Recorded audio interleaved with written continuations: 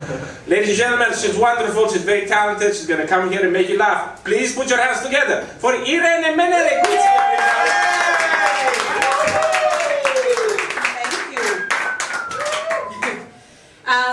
My name is Irene. I'm from Argentina. So, like actor, I moved to Europe. That's actually going to be 16 years ago next month. So, yeah. I guess I can say I'm a 16-year-old European now. I am definitely putting that in my Tinder profile. I'm lying. I did turn 40 last year, 3 months ago. Thank you. Yeah, it's tough. Like, people complain about the pandemic, you know. Turning 40 is worse. There's no vaccine for that, you know. There's no vaccine. I went to see my doctor. I said, "Where is my vaccine?" And she said, "Irene, for the last time, it's not a vaccine, it's Botox." Thank you. I said she's my doctor. She's not. She's my therapist. I just call her doctor because we're trying to boost her self-esteem. Yeah. Thanks. I said to her, like, "Doctor, I'm seriously, I'm scared. I'm scared of getting old and decrepit and senile." And she said, "Irene, don't be absurd. When you get to that moment, you won't be scared. You'll be scary." You heard that before, yeah? Anyway, to be honest, I wouldn't want to be in my 20s again, because when I was a 20-year-old, I didn't know what I wanted. And now I do. I want Botox, you know. I know that now. But like, I'm not that superficial. I also want liposuction. Yeah. But I am starting to question a lot of things. Like I always said, I don't want to have children. Like, you know, motherhood is not for me. I see pregnancy as an STD. You know.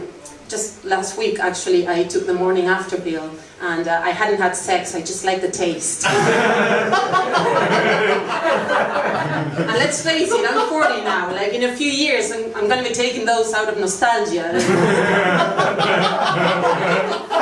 But anyway, I know for a fact I wouldn't be a good mother. I'd be distracted, impatient, chaotic. I'd be a father, you know?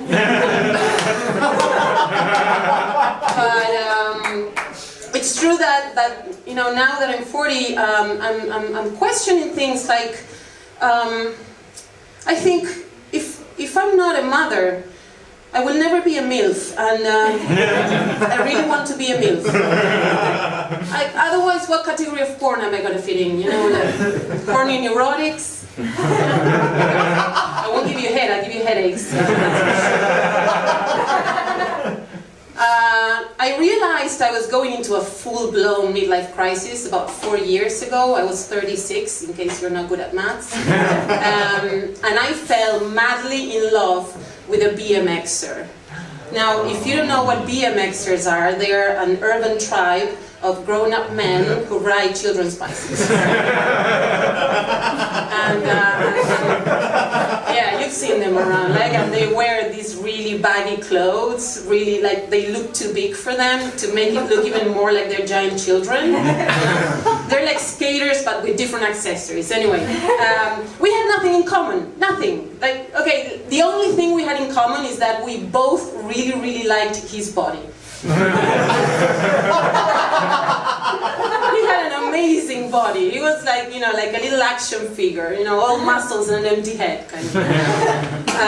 But I was fascinated with this guy. I don't know, I found him exotic. He found me exotic as well. Like, he thought it was fascinating that I texted him with punctuation marks. Yeah, he told me I looked like a sexy librarian. Yeah, I guess like a library being an exotic place for him. But I was way more into him than he was into me. You know, I was willing to do anything for this guy.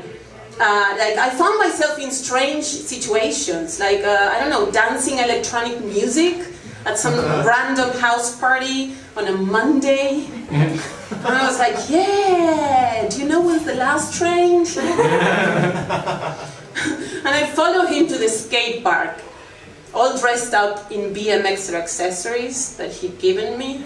So I was like a middle-aged groupie with my Vans shoes and my little chain with a little bicycle on it and like this massive t-shirt with bicycles on it. And I just walked around the skate park, you know, trying to blend in. It didn't work. You know, I looked like when they dress up E.T. as a woman.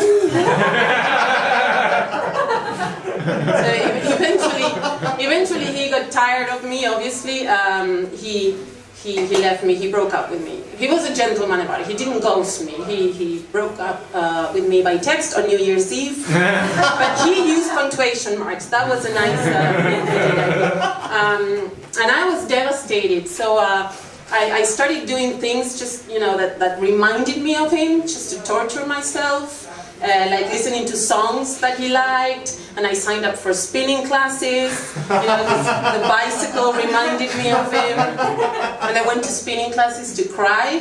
Like, yeah, nobody noticed. Like everybody cries at spinning class. Everybody.